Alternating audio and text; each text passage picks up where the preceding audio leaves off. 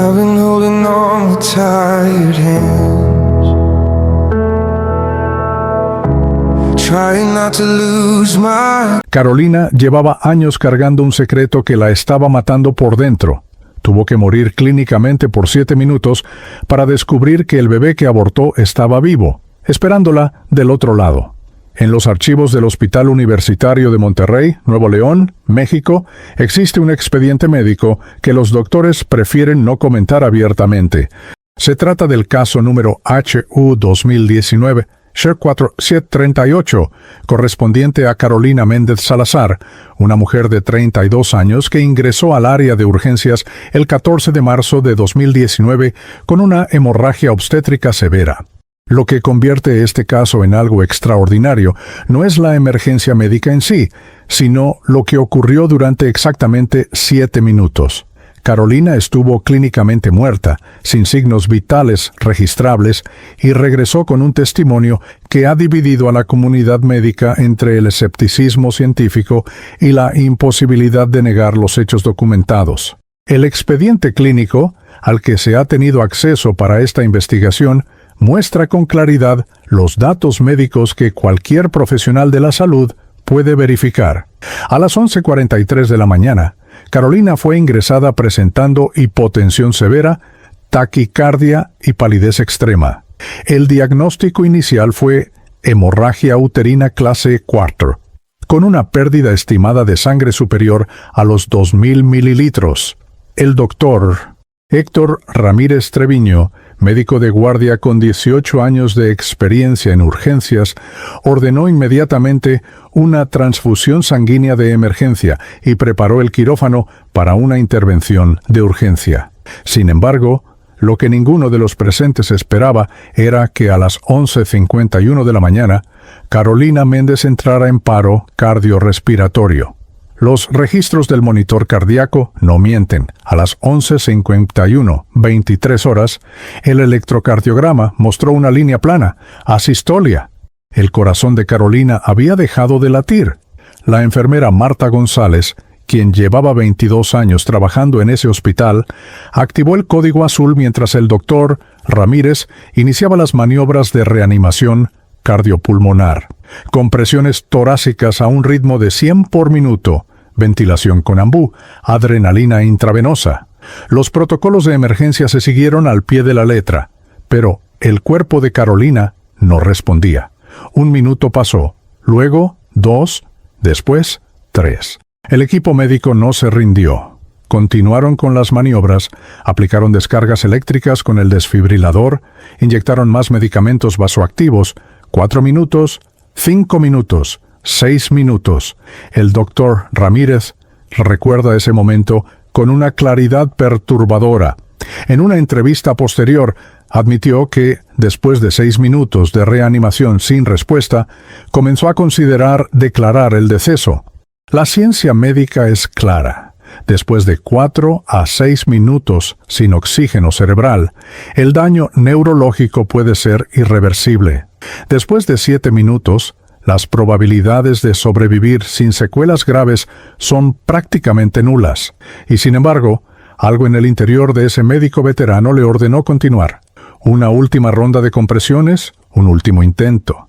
7 minutos con 16 segundos después del paro inicial, el monitor emitió un sonido, un latido. Débil, casi imperceptible, pero presente. Luego otro y otro más. Carolina Méndez estaba regresando. Los datos médicos están ahí, en blanco y negro, en un expediente que cualquier escéptico puede solicitar revisar. 7 minutos y 16 segundos de muerte clínica. Ausencia total de actividad cardíaca. Pupilas dilatadas y sin reflejo fotomotor durante ese periodo. Ausencia de respiración espontánea. Todos los indicadores biológicos de muerte. Y luego, el retorno. Pero lo que los médicos no pudieron documentar en ese expediente, lo que ningún estetoscopio ni electrocardiograma puede medir, es lo que Carolina experimentó durante esos 7 minutos fuera del tiempo y del cuerpo. El Hospital Universitario de Monterrey es una institución seria, uno de los centros médicos más prestigiosos del norte de México. Sus médicos son profesionales capacitados en universidades reconocidas, personas de ciencia que basan sus diagnósticos en evidencia empírica y estudios clínicos. Por eso mismo, la incomodidad de algunos miembros del equipo médico ante el testimonio de Carolina es comprensible, porque Carolina no regresó callada. No despertó como la mayoría de los pacientes reanimados, confundidos y desorientados. Ella despertó con claridad absoluta, con una historia que contar, con detalles que no deberían ser posibles para alguien que estuvo inconsciente durante toda la emergencia. La enfermera González fue la primera en escucharla. Apenas Carolina abrió los ojos en la sala de recuperación, aproximadamente 2 horas después de ser estabilizada, sus primeras palabras no fueron las típicas preguntas sobre dónde estaba o qué había pasado. Carolina miró directamente a la enfermera y le dijo con una serenidad inquietante que había visto todo desde arriba. Describió con precisión la ubicación de los médicos alrededor de su cuerpo. Mencionó la corbata azul que el doctor Ramírez llevaba ese día, algo que no podría haber visto antes de entrar en paro porque él se había puesto la bata sobre su ropa. Describió cómo la enfermera González había dejado caer una gasa en el piso durante la reanimación y la había recogido rápidamente. Detalles pequeños, específicos, verificables. Detalles que no deberían ser accesibles para una mujer cuyo cerebro no estaba recibiendo oxígeno. Este es el punto donde los escépticos suelen intervenir con explicaciones alternativas, alucinaciones causadas por hipoxia cerebral, sueños vívidos generados por un cerebro en crisis, información recopilada subconscientemente antes del paro cardíaco, teorías razonables, científicamente plausibles, pero ninguna de estas explicaciones aborda lo que Carolina vio después, porque según su testimonio, la experiencia no terminó en esa sala de urgencias. Eso fue apenas el comienzo. Los 7 minutos que Carolina estuvo muerta según los registros médicos fueron una eternidad en otra dimensión de existencia. Y lo que ella trajo de regreso no fue solo el recuerdo de haber flotado sobre su propio cuerpo. Trajo algo más profundo, más perturbador, más imposible de explicar con las herramientas de la medicina convencional. Trajo un testimonio sobre la vida después de la muerte, un relato real sobre un encuentro que cambiaría su vida para siempre, un encuentro con alguien que ella jamás esperó ver, y la revelación de una verdad que había estado enterrando en lo más profundo de su alma durante años. El expediente médico puede documentar los 7 minutos de muerte clínica, puede registrar las maniobras de reanimación, los medicamentos administrados, el retorno milagroso de los signos vitales. Pero ningún documento médico puede explicar lo que realmente le sucedió a Carolina Méndez durante ese tiempo. Para eso, es necesario escuchar su historia completa. Una historia que comienza no en esa sala de urgencias, sino años atrás, con una decisión que la perseguiría hasta el momento en que su corazón dejó de latir. Carolina Méndez Salazar nació y creció en la colonia Independencia de Monterrey, un barrio de clase trabajadora donde las casas de concreto se apiñan unas contra otras y el calor del verano regiomontano convierte las calles en hornos interminables. Era la segunda de 4 hermanos en una familia tradicional católica, donde su abuela Esperanza Salazar de Méndez era el pilar espiritual indiscutible.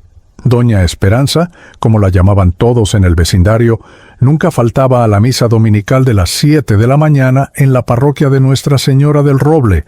Tenía un rosario que había pertenecido a su propia madre, traído desde San Luis Potosí cuando la familia migró al norte en busca de trabajo en las fábricas. Ese rosario de cuentas gastadas por décadas de oraciones era lo más preciado que poseía. Y durante la infancia de Carolina, las noches terminaban siempre igual. Toda la familia, reunida en la sala, rezando el rosario, mientras doña Esperanza guiaba las avemarías con una voz firme que no admitía distracciones. Para Carolina, esos recuerdos de infancia eran borrosos pero cálidos. Recordaba el olor a canela y café de las mañanas en casa de su abuela, las historias de santos y milagros que doña Esperanza contaba con una convicción absoluta. Recordaba creer, con esa fe simple y pura de los niños, que Dios estaba en todas partes y que la Virgen de Guadalupe la protegía. Pero algo cambió cuando Carolina llegó a la adolescencia. Quizás fue la influencia de la escuela secundaria pública, donde los maestros hablaban más de ciencia que de religión. Quizás fue la rebelión natural de una joven que empezaba a cuestionar las reglas impuestas por una generación anterior, o quizás fue simplemente que la vida en Monterrey, una ciudad industrial y pragmática, no dejaba mucho espacio para el misticismo de su abuela. A los 18 años, Carolina conoció a Roberto Hinojosa en una fiesta de quinceañera de una prima. Roberto era 5 años mayor, trabajaba como supervisor en una maquiladora de autopartes y tenía ese aire de seguridad que las chicas jóvenes suelen confundir con madurez. Para Carolina, que acababa de terminar la preparatoria sin planes claros de universidad, Roberto representaba estabilidad. Representaba una salida. 6 meses después estaban viviendo juntos en un departamento pequeño en la colonia San Nicolás, y doña Esperanza no les dirigía la palabra. Vivir en unión libre, sin el sacramento del matrimonio, era para ella un pecado imperdonable. Carolina lo justificaba diciéndose que eran tiempos modernos, que esas tradiciones ya no importaban. Pero en el fondo, muy en el fondo, la mirada de decepción de su abuela le pesaba más de lo que estaba dispuesta a admitir. La relación con Roberto fue intensa, pero caótica desde el principio. Él trabajaba turnos dobles en la maquiladora, llegaba a casa exhausto y de mal humor. Carolina consiguió trabajo como cajera en un supermercado Soriana, pero el sueldo apenas alcanzaba para complementar los gastos. Las discusiones eran frecuentes. Discusiones sobre dinero, sobre tiempo, sobre el futuro. Roberto quería que ella dejara de trabajar y se dedicara a la casa, pero Carolina se negaba. No quería depender completamente de él.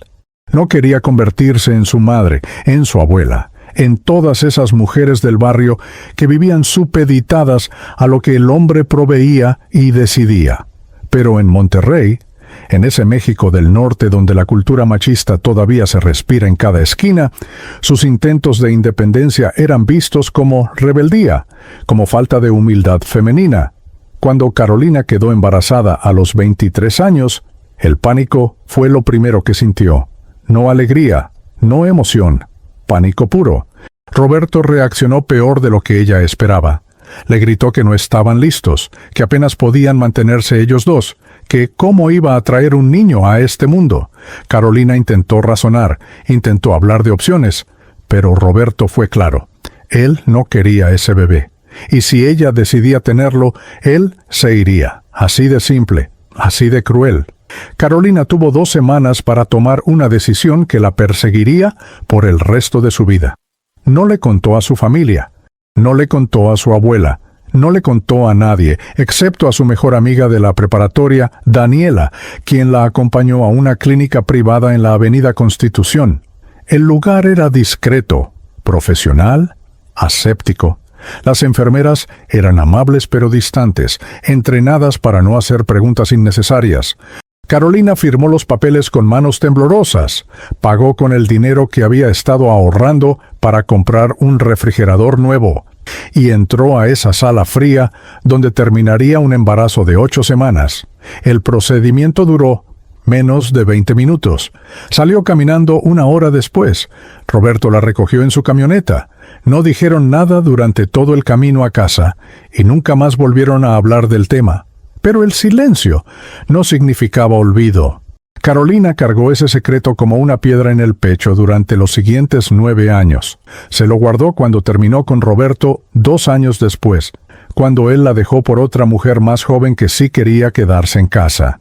Se lo guardó cuando conoció a Fernando, un hombre bueno que trabajaba en construcción y que sí quería casarse por la iglesia, como mandaban las tradiciones.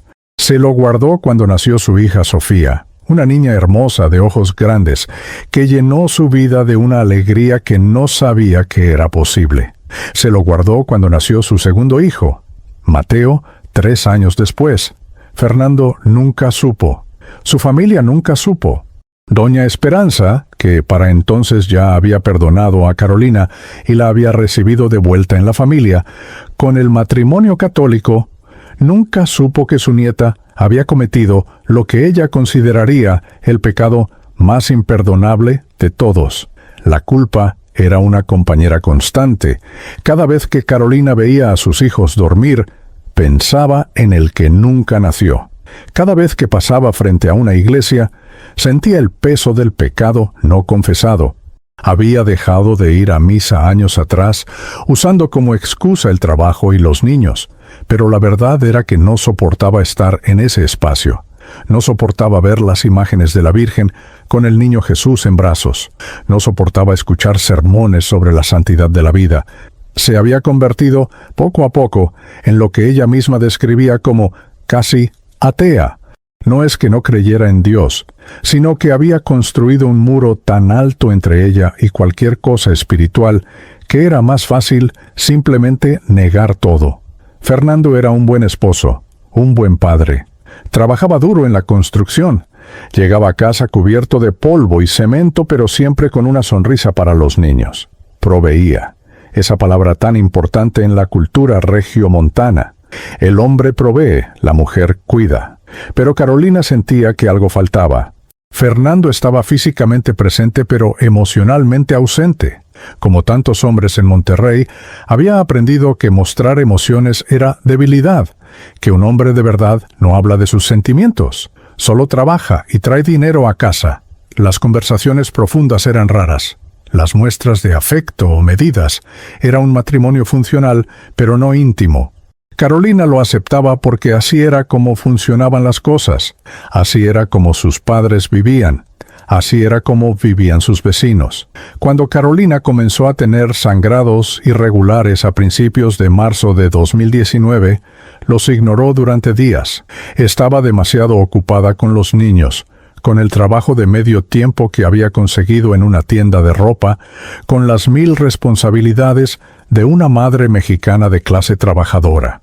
Pero el sangrado empeoró. Se volvió abundante, doloroso. Fernando insistió en llevarla al hospital, pero Carolina se resistía. No tenían seguro médico privado.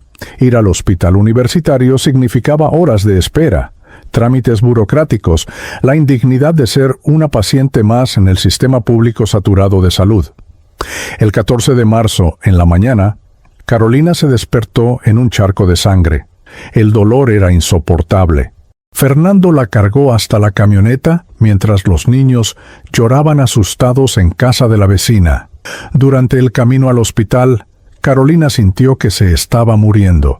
Y quizás, en algún nivel profundo de su conciencia, una parte de ella pensó que se lo merecía, que esto era el castigo por aquel secreto enterrado hacía 9 años, que Dios, si es que existía, finalmente había venido a cobrar su deuda. El momento exacto en que Carolina Méndez dejó de existir en este plano de realidad está documentado con precisión científica.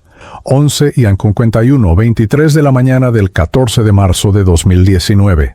Para el equipo médico del Hospital Universitario de Monterrey, lo que siguió fueron 7 minutos desesperados de protocolos de emergencia, compresiones torácicas, descargas eléctricas y adrenalina.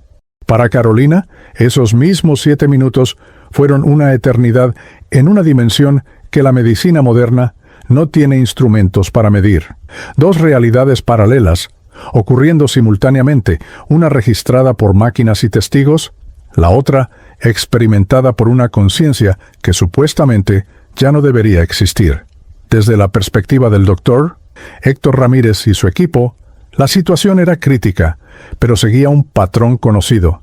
La hemorragia había causado un shock hipovolémico severo. El corazón de Carolina, privado de suficiente volumen sanguíneo para bombear, simplemente se detuvo. La asistolia en el monitor era inequívoca, una línea plana, verde y continua, acompañada de ese sonido constante que todo personal médico reconoce como la señal de muerte inminente.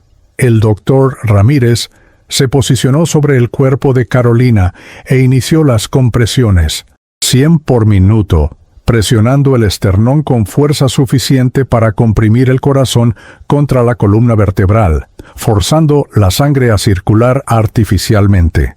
La enfermera Marta González colocó la mascarilla de ventilación y comenzó a insuflar aire en los pulmones inmóviles. Otro enfermero preparó las dosis de epinefrina. Todo el equipo se movía con la coreografía perfecta de profesionales que han enfrentado la muerte cientos de veces. Pero desde la perspectiva de Carolina, todo era completamente diferente. Ella recuerda el momento preciso en que el dolor desapareció. Un segundo antes, sentía como si su cuerpo estuviera siendo desgarrado desde adentro, un dolor tan intenso que no tenía palabras para describirlo. Y al siguiente segundo, nada. Silencio absoluto, ausencia total de dolor y una sensación extraña, como si estuviera flotando. Al principio pensó que le habían dado analgésicos, que los médicos habían logrado controlar la hemorragia. Pero entonces vio algo que no tenía sentido. Se vio a sí misma. Su propio cuerpo yacía en esa camilla de urgencias, pálido como la cera, con un equipo de personas en batas verdes moviéndose frenéticamente a su alrededor. Y ella estaba arriba, cerca del techo, observando toda la escena, como una espectadora en un teatro. Esta es la parte del testimonio que los escépticos descartan como alucinación hipóxica, un truco del cerebro muriendo. Pero Carolina insiste en los detalles. Vio la corbata azul marino del doctor. Ramírez, asomándose por debajo de la bata quirúrgica, vio cuando la enfermera González dejó caer una gasa al suelo cerca de la pata izquierda de la camilla y la recogió rápidamente mirando alrededor para ver si alguien había notado. Vio el reloj de pared marcando las 11:52, aunque desde su posición en la camilla, con los ojos cerrados y el cuerpo sin vida, eso habría sido imposible. Vio a Fernando en la sala de espera, con la cabeza entre las manos, llorando de una manera que nunca lo había visto llorar antes, detalles que luego fueron confirmados uno por uno. Lo que Carolina experimentó no fue una simple visión desde arriba, fue el inicio de algo que ella misma no sabe cómo categorizar. Durante años después del evento, investigó términos como viaje astral o proyección astral, conceptos populares en círculos esotéricos y de nueva era. Pero esas explicaciones no encajaban con lo que vivió. Un viaje astral, según esas filosofías, es algo que uno controla, algo que se practica, algo que tiene que ver con energías y chakras y planos astrales. Lo que Carolina experimentó no tuvo nada que ver con eso. No había control, no había técnica, no había nada New Age en absoluto. Lo que ella experimentó fue algo fundamentalmente diferente, algo que solo años después, cuando comenzó a leer testimonios de otras personas, identificó como una experiencia de encuentro divino cristiano. Mientras flotaba sobre su cuerpo, Carolina sintió que algo la llamaba. No era una voz audible, era más bien una atracción, como si alguien tirara suavemente de un hilo invisible atado a su esencia. Se vio alejándose de la sala de urgencias. Las paredes del hospital se volvieron transparentes, luego inexistentes. Se encontró en lo que solo puede describir como un túnel, aunque esa palabra no hace justicia a la experiencia. No era un túnel físico con paredes sólidas. Era más bien como estar siendo atraída a través de una corriente de luz, una luz que no lastimaba los ojos, una luz que transmitía paz de una manera que nunca había experimentado en su vida terrenal. La paz era lo más desconcertante. Carolina había pasado los últimos 9 años de su vida cargando culpa, ansiedad, una tristeza profunda que se había vuelto tan familiar que ya no la reconocía como anormal. Había olvidado lo que era sentirse verdaderamente en paz. Y ahora, en este túnel de luz, moviéndose hacia algo que no podía ver, pero que sabía que estaba ahí, sentía una paz tan profunda que las lágrimas brotaban sin que pudiera controlarlas. Aunque técnicamente no tenía cuerpo físico, sentía que estaba llorando de alivio, llorando de una manera que no había llorado desde que era niña.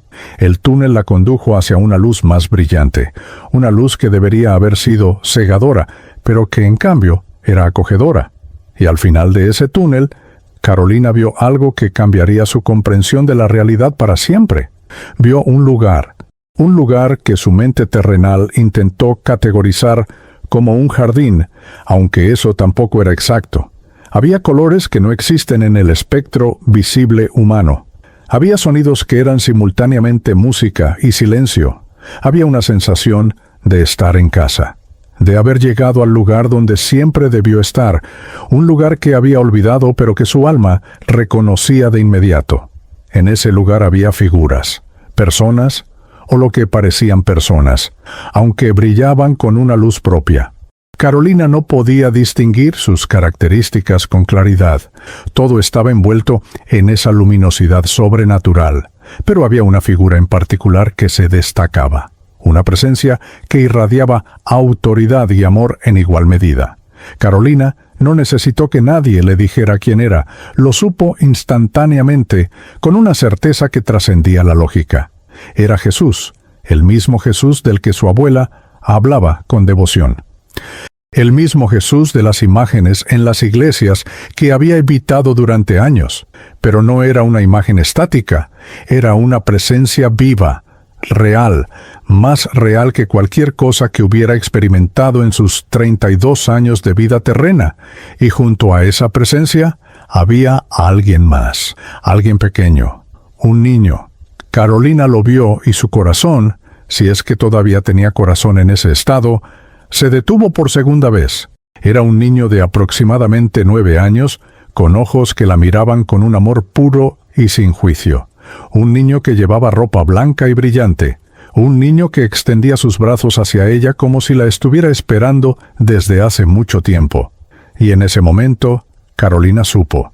Supo con una certeza absoluta y devastadora quién era ese niño.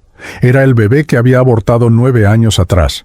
Era el hijo que nunca conoció, que nunca tuvo nombre, que ella había intentado olvidar enterrándolo en lo más profundo de su conciencia. Pero aquí estaba, vivo, real, esperándola. El tiempo en ese lugar no funcionaba igual que en la tierra. Podrían haber sido segundos o podrían haber sido horas. Carolina no lo sabe. Lo que sí sabe es que en ese momento, todo lo que había cargado durante 9 años, todo el peso de la culpa y la vergüenza, se cristalizó en un dolor tan intenso que pensó que la destruiría. Pensó en las noches que había llorado en silencio. Pensó en las veces que había evitado mirar a sus otros hijos a los ojos, sintiéndose indigna de ser su madre. Pensó en su abuela rezando el rosario, completamente ajena al pecado que su nieta llevaba escondido. Y ahora, frente a ese niño, frente a Jesús, no había lugar donde esconderse. La verdad estaba expuesta, desnuda, imposible de negar. Mientras tanto, en la sala de urgencias del hospital universitario, el doctor Ramírez continuaba con las compresiones. 5 minutos, 6 minutos. Su equipo lo miraba con preocupación. Todos sabían que, después de cierto punto, seguir intentando era inútil, pero algo lo impulsaba a continuar. Una última ronda, se dijo a sí mismo. Una última ronda de compresiones. Y si no había respuesta, tendría que declarar el fallecimiento de Carolina Méndez Salazar.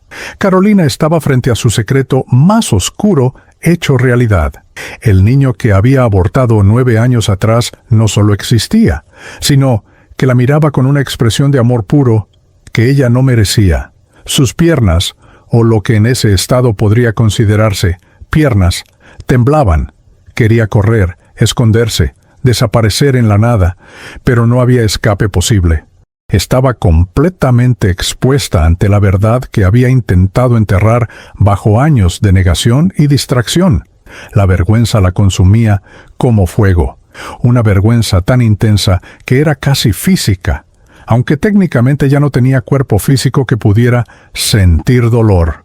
Entonces Jesús dio un paso hacia ella. Carolina no puede explicar cómo supo que era Jesús sin que nadie se lo dijera. Simplemente lo supo. de la misma manera que uno sabe que está respirando o que su corazón late. Era un conocimiento que trascendía los sentidos físicos, una certeza grabada en el nivel más profundo de su ser. La figura que se acercaba a ella irradiaba una autoridad que hacía que Carolina quisiera arrodillarse, pero al mismo tiempo emanaba una ternura tan profunda que sus lágrimas, si es que se pueden llamar así en ese estado, fluían sin control. Años después, cuando Carolina intentaba describir el rostro de Jesús a otras personas, luchaba por encontrar las palabras adecuadas. Decía que era como si todos los rostros amorosos que había conocido en su vida se hubieran fundido en uno solo, pero multiplicado por 1000.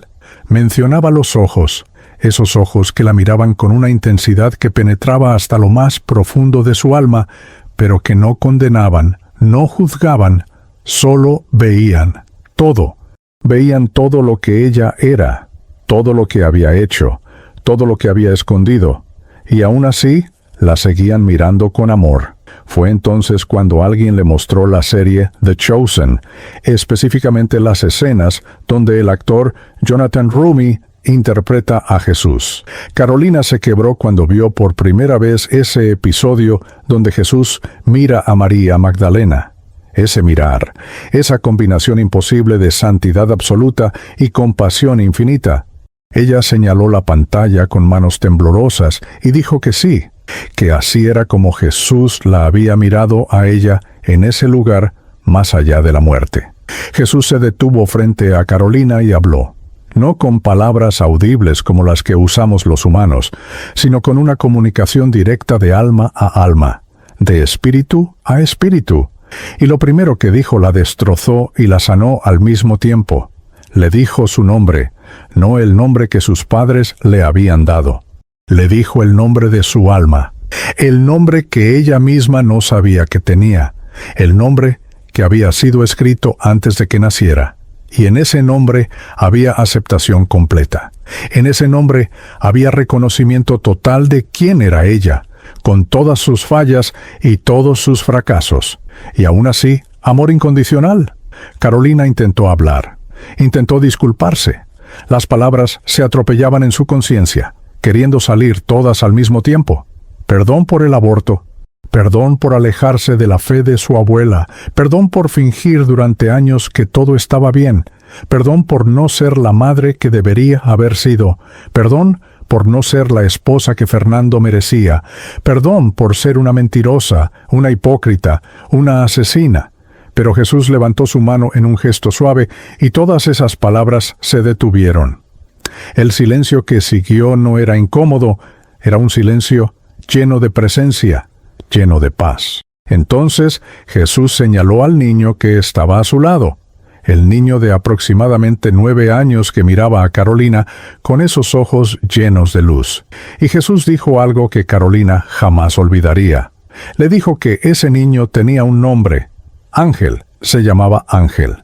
No porque ella lo hubiera nombrado así. Carolina nunca le había puesto nombre, ni siquiera sabía si era niño o niña cuando tomó la decisión de abortar. Pero en el cielo, ese niño había sido recibido, amado, nombrado, Ángel. Y Ángel no la odiaba. Ángel no la culpaba. Ángel la amaba con un amor que Carolina no podía comprender, porque era un amor completamente puro, sin las capas de dolor y resentimiento que caracterizan el amor humano. Ángel corrió hacia ella, un niño de 9 años corriendo hacia su madre con los brazos abiertos. Carolina cayó de rodillas, aunque no estaba segura de si realmente tenía rodillas en ese lugar. Ángel la abrazó, y Carolina sintió algo que no había sentido en 9 años. Sintió perdón, no el perdón intelectual que uno se dice a sí mismo para seguir funcionando, no el perdón superficial que se busca en terapia o en libros de autoayuda, sino perdón real, visceral, transformador. El tipo de perdón que cambia la estructura molecular de quien lo recibe. Ángel la abrazaba y le decía sin palabras que estaba bien, que él estaba bien, que ella podía soltar la culpa que había estado cargando como una cruz de hierro durante casi una década. Carolina lloraba y lloraba. Lloraba de una manera que nunca había llorado en su vida terrena. Lloraba por los años perdidos. Lloraba por el dolor autoinfligido. Lloraba por todas las veces que se había despertado en medio de la noche con pesadillas sobre bebés llorando. Lloraba por todas las veces que había evitado mirar a niños pequeños en la calle porque les recordaban lo que había hecho. Lloraba por su abuela que nunca supo. Lloraba por Fernando, que la amaba sin conocer toda la verdad. Lloraba por Sofía y Mateo, sus hijos que crecieron con una madre que físicamente estaba presente, pero emocionalmente estaba ausente, consumida por un secreto que los envenenaba a todos sin que ellos lo supieran. Jesús se arrodilló junto a ella. En ese momento, el Rey del universo, el Creador de todo lo que existe, se arrodilló al nivel de una mujer quebrantada de Monterrey, que había cometido lo que ella consideraba el peor de los pecados, y le habló. Le habló sobre María Magdalena, la mujer de quien expulsó 7 demonios. Le habló sobre cómo María había sido considerada una pecadora, rechazada por la sociedad, vista como basura humana. Pero Jesús la había visto diferente, la había liberado, la había transformado. Y María no solo fue perdonada, sino que se convirtió en la primera testigo de la resurrección, la primera persona en ver a Jesús vivo después de la crucifixión, una ex pecadora convertida en la mensajera más importante de la historia. Carolina entendió lo que Jesús le estaba diciendo, no con palabras explícitas, sino con esa comunicación profunda que ocurría en ese lugar. Ella era como María. Había sido esclava de su culpa, de su vergüenza, de su secreto. Esos eran sus demonios. 7, 70, 700, no importaba el número. Pero Jesús la estaba liberando. En ese momento, en ese lugar fuera del tiempo, Carolina sintió cómo esas cadenas invisibles que había llevado durante 9 años se rompían una por una. Clink, clink, clink. Cada cadena cayendo al suelo inexistente de ese lugar celestial. Y con cada cadena que caía, Carolina sentía que podía respirar un poco más profundo, que su alma podía expandirse un poco más. Jesús le mostró algo más. Le mostró escenas de su vida que ella había olvidado o había ignorado. Le mostró el día que Sofía nació y cómo Carolina había llorado de alegría, pero también de culpa porque sentía que no merecía ser madre después de lo que había hecho. Le mostró el día que Mateo dio sus primeros pasos y cómo Carolina había sonreído, pero por dentro sentía que era una impostora, una actriz interpretando el papel de madre feliz. Le mostró las noches en que Fernando intentaba abrazarla y ella se ponía rígida, incapaz de recibir amor, porque en el fondo sentía que no lo merecía. Le mostró cómo ese secreto no solo la había destruido a ella, sino que había contaminado cada relación importante de su vida. Pero Jesús también le mostró algo diferente. Le mostró un futuro posible, un futuro donde ella ya no cargaba ese peso, un futuro donde podía mirar a sus hijos a los ojos sin sentir vergüenza, un futuro donde podía abrazar a Fernando de verdad, con todo su ser, sin barreras invisibles. Un futuro donde podía contarle su historia a otras mujeres que estaban pasando por lo mismo, mujeres que cargaban secretos similares, mujeres que se estaban muriendo lentamente por dentro bajo el peso de decisiones pasadas. Le mostró que su dolor podía tener propósito, que su testimonio podía salvar vidas, que de las cenizas de su peor error, Dios podía crear algo hermoso. Ángel la miraba con una sonrisa que decía que todo iba a estar bien, una sonrisa que decía que él la esperaría, que algún día volverían a estar juntos en ese lugar de luz, pero que todavía no era su tiempo. Carolina tenía que regresar, tenía que volver a la tierra, tenía que vivir el resto de su vida de manera diferente, tenía que ser testigo. Así como María Magdalena fue testigo de la resurrección, Carolina sería testigo de que el perdón es real, de que el cielo es real, de que Jesús es real. Carolina no quería regresar. Por primera vez en 9 años se sentía completamente libre, completamente en paz. La idea de volver a ese cuerpo roto en esa camilla de hospital, de volver a las preocupaciones y al dolor del mundo, le parecía insoportable. Pero Jesús fue claro. Su tiempo no había llegado. Sus hijos la necesitaban. Fernando la necesitaba. Y había otras mujeres, cientos, miles de mujeres en México y en todo el mundo hispano, que estaban cargando secretos similares, que se estaban muriendo por dentro, que necesitaban escuchar que hay esperanza, que hay perdón, que hay vida después del error más terrible.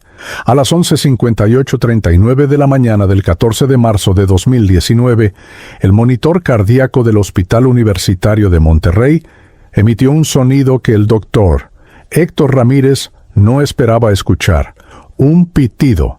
Singular, débil, casi imperceptible entre el ruido constante de la sala de urgencias, pero estaba ahí. El doctor Ramírez detuvo las compresiones torácicas y miró la pantalla verde del monitor. Una línea, una pequeña onda, otro pitido, otro latido. La enfermera Marta González dejó escapar un grito ahogado. El corazón de Carolina Méndez había comenzado a latir nuevamente después de 7 minutos y 16 segundos de estar completamente detenido. En términos médicos, esto ya era extraordinario. Pero lo que vendría después desafiaría cada explicación científica que el equipo médico intentaría dar. El protocolo post-reanimación es claro y bien establecido cuando un paciente regresa después de un paro cardíaco prolongado, especialmente uno que dura más de 5 minutos. Las expectativas son sombrías. El cerebro humano comienza a sufrir daño irreversible después de 4 a 6 minutos sin oxígeno. Los pacientes que sobreviven a paros cardíacos de más de 7 minutos típicamente presentan daño cerebral severo, estado vegetativo o, en el mejor de los casos, déficits cognitivos significativos. El doctor Ramírez lo sabía. Mientras estabilizaba a Carolina y ordenaba su traslado a la unidad de cuidados intensivos, ya estaba preparando mentalmente las palabras que tendría que decirle a Fernando. Su esposa había sobrevivido, pero probablemente nunca volvería a ser la misma persona. Probablemente no reconocería a sus hijos. Probablemente necesitaría cuidados las 24 horas del día por el resto de su vida. Carolina fue conectada a un ventilador mecánico. Los médicos indujeron un estado de hipotermia terapéutica, bajando la temperatura de su cuerpo a 33 grados centígrados para intentar minimizar cualquier daño cerebral adicional. Los estudios de imagen estaban programados para las próximas horas. Fernando fue informado de que su esposa estaba viva, pero que las próximas 48 horas serían críticas. Le dijeron que orara, que es lo que los médicos dicen cuando ya no hay mucho más que la ciencia pueda hacer. Fernando llamó a doña Esperanza. La abuela de Carolina llegó al hospital con su rosario gastado entre las manos, el mismo rosario que había rezado cuando Carolina era niña. Se arrodilló en la capilla del hospital y oró como no había orado en años. 2 horas después, algo inexplicable comenzó a suceder. Los signos vitales de Carolina se estabilizaron más rápido de lo esperado. Su presión arterial se normalizó. Su saturación de oxígeno mejoró. Los enfermeros que la monitoreaban notaron pequeños movimientos en sus dedos, contracciones musculares que indicaban actividad neurológica. A las 3 de la tarde, Carolina abrió los ojos. No de manera gradual y confusa, como típicamente lo hacen los pacientes que despiertan de un coma inducido. Los abrió de golpe, completamente alerta, completamente consciente. La enfermera que estaba junto a su cama casi se cae de la silla del susto. Lo primero que Carolina hizo fue intentar hablar, pero el tubo del ventilador se lo impedía. Gesticulaba frenéticamente, intentando comunicar algo urgente. Los médicos, preocupados de que estuviera entrando en pánico o delirio, intentaron calmarla. Pero Carolina se negaba a calmarse. Escribió en el aire con su dedo, haciendo gestos cada vez más desesperados. Finalmente, una enfermera le dio una tableta con un lápiz Con manos temblorosas, Carolina escribió 3 palabras que dejarían a todo el personal médico completamente desconcertado. Vi a Jesús. Luego añadió, vi a mi bebé. El doctor Ramírez, cuando fue informado de esto, asumió que se trataba de alucinaciones post-hipóxicas. Es común que pacientes que han estado cerca de la muerte reporten experiencias extrañas, visiones, sueños vívidos, el cerebro haciendo lo que puede para procesar un trauma extremo. Pero había algo en la claridad de Carolina que no encajaba con ese diagnóstico. Cuando finalmente le removieron el tubo de ventilación 24 horas después, y Carolina pudo hablar, lo que dijo desafió todas las expectativas médicas. No mostraba signos de confusión. No había déficit cognitivo aparente. Recordaba su nombre, la fecha, dónde estaba, quiénes eran sus hijos, pero también recordaba, con una claridad cristalina, lo que había experimentado durante esos 7 minutos. Carolina le describió al doctor Ramírez su corbata azul marino. El médico frunció el ceño, confundido. Ella no podría haber visto su corbata. Él llevaba puesta la bata quirúrgica durante toda la reanimación. Pero cuando llegó a casa esa noche y revisó la ropa que había usado ese día, confirmó que, efectivamente, había llevado una corbata azul marino, una que su esposa le había regalado en Navidad. Carolina le describió a la enfermera González el momento en que dejó caer la gasa. Marta González palideció. Nadie más había notado ese pequeño desliz en medio del caos de la reanimación. Nadie más excepto una mujer que supuestamente estaba muerta en ese momento. Pero los detalles de la sala de urgencias eran solo el comienzo. Lo que realmente impactó al equipo médico fue la transformación en Carolina misma. Los registros psiquiátricos del hospital documentan que antes del evento, Carolina mostraba signos de depresión crónica, ansiedad y lo que los profesionales identificaron como culpa patológica no resuelta. Después del evento, era una persona completamente diferente. Había una paz en sus ojos que las enfermeras describían como sobrenatural. Sonreía constantemente, no con la sonrisa forzada de alguien que intenta aparentar estar bien, sino con una alegría genuina que irradiaba desde adentro. Cuando Fernando finalmente pudo entrar a verla, Carolina lo abrazó con una intensidad que él no había sentido en años.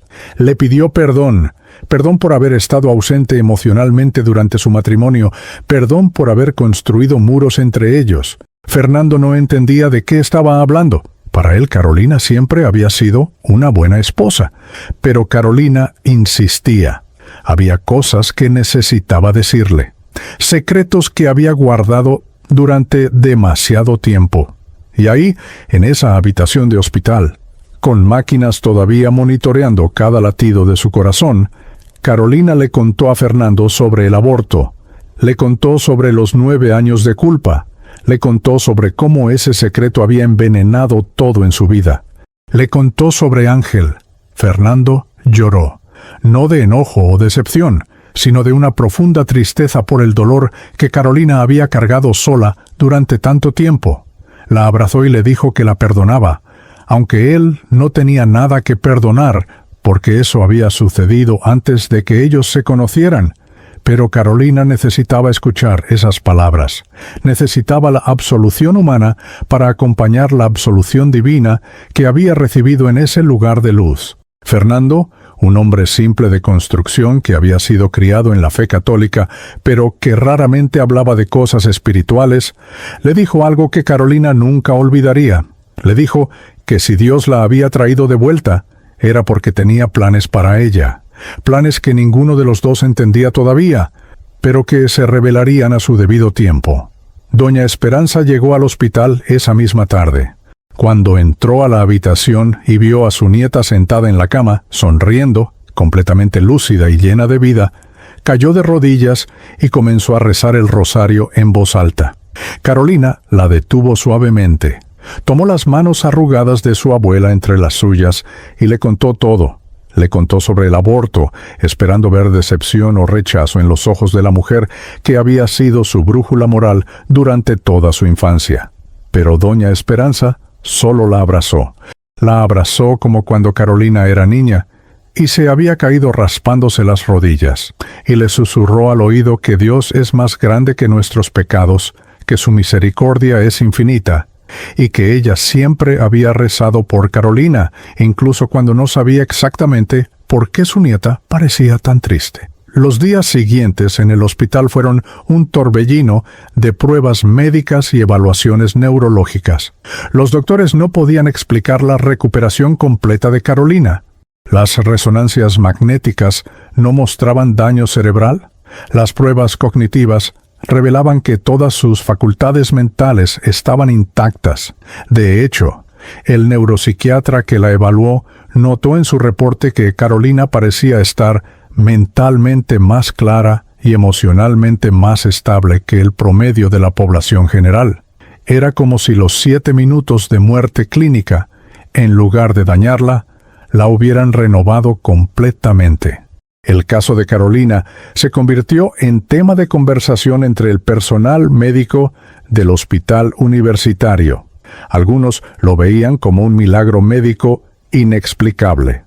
Otros preferían no hablar del tema, incómodos con las implicaciones de lo que habían presenciado. El doctor Ramírez, un hombre de ciencia que había pasado 20 años confiando solo en lo que podía medir y cuantificar, admitió en privado que había algo en el caso de Carolina Méndez que desafiaba su comprensión del mundo. No estaba listo para llamarlo milagro. La palabra era demasiado cargada para un científico, pero tampoco podía explicarlo con las herramientas de la medicina moderna. Carolina fue dada de alta del hospital 6 días después de su muerte clínica. Físicamente estaba completamente recuperada, pero más importante aún, espiritualmente estaba transformada de una manera que todos a su alrededor podían percibir. Han pasado 5 años desde que Carolina Méndez estuvo clínicamente muerta por 7 minutos en el Hospital Universitario de Monterrey. 5 años que ella describe como los más plenos y significativos de toda su vida. La mujer que salió de ese hospital en marzo de 2019 no era la misma que había entrado en ambulancia al borde de la muerte. Y la transformación no fue solo espiritual o emocional, fue completa, radical, verificable por todos los que la conocían.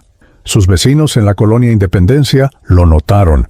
Sus compañeros de trabajo lo notaron. Incluso los maestros de sus hijos en la escuela lo notaron. Carolina había cambiado de una manera que las palabras apenas podían describir, pero que los ojos podían ver claramente.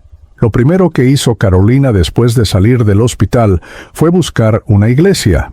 No la iglesia católica de su abuela donde había crecido, aunque seguía amando y respetando esa tradición, sino una iglesia cristiana evangélica en el centro de Monterrey, donde podía hablar abiertamente sobre su experiencia sin ser juzgada o silenciada.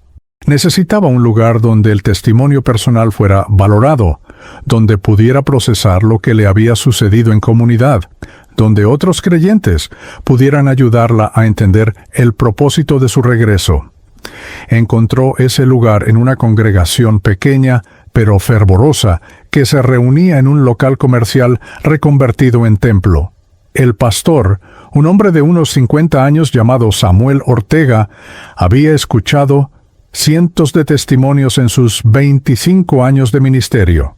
Pero cuando escuchó la historia de Carolina, supo que estaba ante algo especial.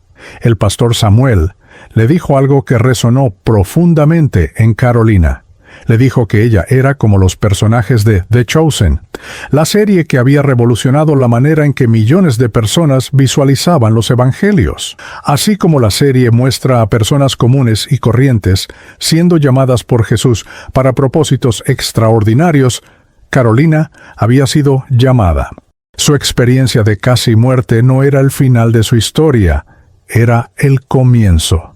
Así como María Magdalena fue liberada de sus demonios y se convirtió en la primera testigo de la resurrección, Carolina había sido liberada de su culpa y ahora era testigo de que la misericordia de Dios es real, tangible, transformadora.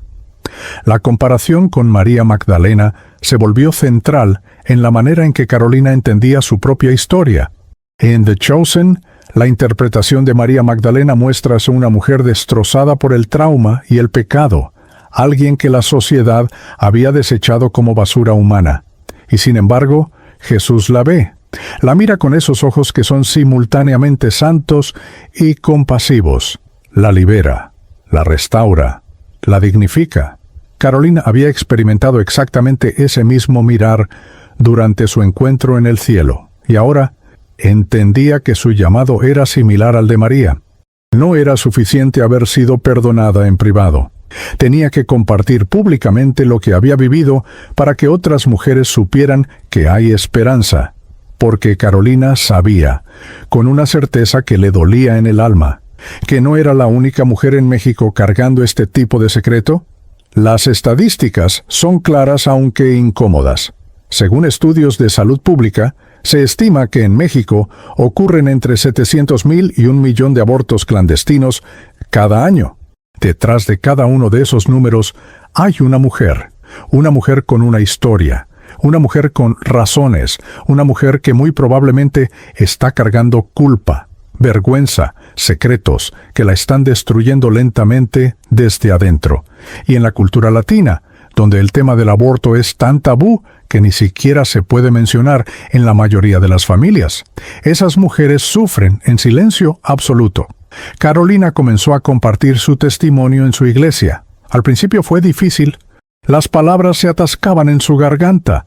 Temblaba cada vez que tenía que decir en voz alta, «Yo aborté a mi bebé». Pero con cada vez que lo contaba, se volvía un poco más fácil, y más importante aún, comenzó a ver el impacto. Mujeres se le acercaban después de los servicios, llorando, diciéndole en susurros que ellas también habían pasado por lo mismo. Mujeres que llevaban 10, 15, 20 años cargando secretos idénticos. Mujeres que pensaban que estaban solas, que eran monstruos, que Dios jamás podría perdonarlas. Carolina les decía lo que Jesús le había mostrado. Les decía que sus bebés estaban vivos en el cielo. Les decía que el perdón era real y estaba disponible. Les decía que podían soltar el peso que habían cargado durante demasiado tiempo. La transformación de Carolina también impactó profundamente su vida familiar. Fernando se había convertido en un esposo diferente después de conocer la verdad. Ya no era solo un proveedor silencioso que cumplía con su papel tradicional de hombre mexicano. Se había vuelto un compañero emocional, alguien con quien Carolina podía hablar de cualquier cosa sin miedo. Juntos comenzaron a asistir a grupos de matrimonio en la iglesia. Fernando, que nunca había sido particularmente expresivo con sus emociones, comenzó a compartir abiertamente sobre sus propias luchas. Hablaba sobre la presión de ser proveedor en una economía difícil. Hablaba sobre cómo el machismo regiomontano le había enseñado a esconder sus sentimientos y a nunca mostrar debilidad. Hablaba sobre cómo casi pierde a su esposa sin realmente conocerla. Su vulnerabilidad inspiraba a otros hombres en la congregación a hacer lo mismo. Sofía y Mateo, los hijos de Carolina, crecieron escuchando la historia de su mamá. Carolina fue cuidadosa en cómo les explicó lo que había sucedido, adaptando los detalles a medida que crecían y podían entender más. Les habló sobre Ángel, su hermano mayor que estaba en el cielo. Les explicó que mami había cometido un error muy grande antes de que ellos nacieran, pero que Jesús la había perdonado y que por eso ahora mami podía amarlos mejor. Los niños aceptaron esta verdad con la simplicidad característica de los corazones infantiles. Para ellos, tener un hermano en el cielo era algo especial, algo que los hacía diferentes de otros niños, y veían en su madre una alegría que, aunque ellos no podían comparar con el antes, era evidente para todos. Doña Esperanza vivió para ver la transformación completa de su nieta. La anciana mujer, que durante años había rezado sin saber exactamente qué era lo que atormentaba a Carolina, finalmente tuvo respuestas, y en lugar de juicio, ofreció gracia. Antes de morir a los 87 años, doña Esperanza le regaló a Carolina su rosario, el mismo rosario que había usado para orar durante décadas. Le dijo que ahora era el turno de Carolina de orar por las mujeres que vendrían después, por las que todavía estaban perdidas en la oscuridad de la culpa. Carolina lleva ese rosario consigo siempre, un recordatorio tangible de que la fe se transmite de generación en generación, pero también se renueva y se transforma. El ministerio de Carolina creció más allá de su iglesia local. Comenzó a ser invitada a dar su testimonio en otras congregaciones por todo Monterrey y eventualmente en otros estados de México. Creó un pequeño grupo de apoyo específicamente para mujeres que habían pasado por abortos y que estaban luchando con las consecuencias emocionales y espirituales. El grupo se llamaba Ángeles en el Cielo, en honor a su hijo.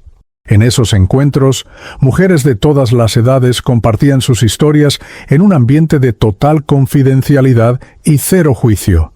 Lloraban juntas, oraban juntas, se perdonaban a sí mismas juntas, y lentamente, una por una, comenzaban a sanar. Lo que Carolina descubrió en este proceso es que el mensaje de perdón y restauración que había recibido no era solo para ella. Era para cada persona que había cometido errores que parecían imperdonables.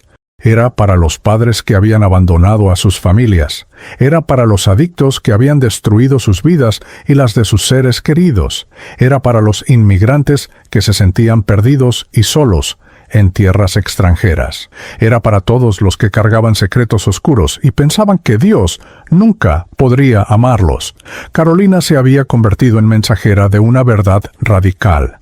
No existe pecado tan grande que la misericordia de Dios no pueda cubrir. Hoy, Carolina Méndez trabaja medio tiempo en una organización sin fines de lucro que ayuda a mujeres en crisis de embarazo. No juzga a las que consideran el aborto, no las condena, simplemente les cuenta su historia, les dice que entiende el miedo, la desesperación, la sensación de no tener opciones, pero también les dice que hay alternativas, que hay ayuda disponible, que no tienen que tomar decisiones de las que podrían arrepentirse por el resto de sus vidas. Y para las que ya tomaron esa decisión, les ofrece el camino hacia el perdón que ella misma recorrió. El testimonio de Carolina es un recordatorio poderoso de que todos, absolutamente todos, somos elegidos, no solo un grupo selecto de personas perfectas o santas, sino cada uno de nosotros, con nuestras fallas, nuestros secretos, nuestros errores imperdonables. Así como Jesús llamó a pescadores ordinarios, a cobradores de impuestos corruptos, a prostitutas rechazadas, también nos llama a nosotros. Nos llama desde nuestro punto más bajo. Nos llama cuando pensamos que ya no hay esperanza. Nos llama por nuestro nombre, ese nombre que solo Él conoce, y nos ofrece una oportunidad de comenzar de nuevo. Si estás leyendo esta historia y reconoces en ella tu propio dolor, si has cometido errores que creías imperdonables, si has cargado secretos que te están matando lentamente, Carolina quiere que sepas algo.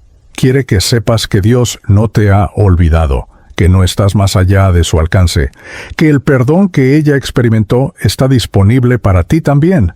Todo lo que se requiere es humildad para admitir que lo necesitas, valentía para soltar la carga que has llevado y fe para creer que Dios es quien dice ser. Every fear keeps telling me I'm about to fall down.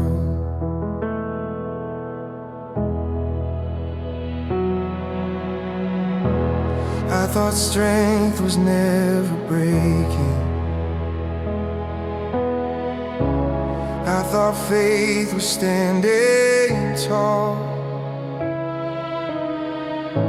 But you show me grace looks like being held through it all. I don't hold on to you, you're holding on to me. There is love that doesn't let go when my grip is weak. There is love that doesn't let go when I can't believe. When the ground beneath me shakes, when my courage feels so low. There is love that doesn't let go.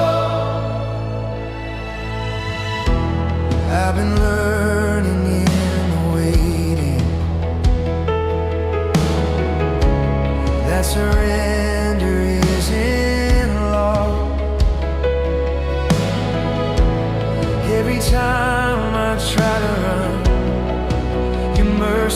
draws me close. I don't stand because I'm strong, I stand because you hold. There is a love that doesn't let go when my grip is weak.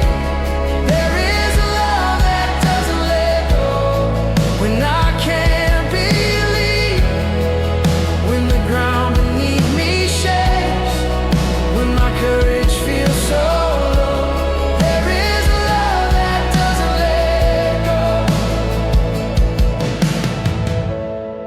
You don't loosen when I fail, you don't drop me in the storm.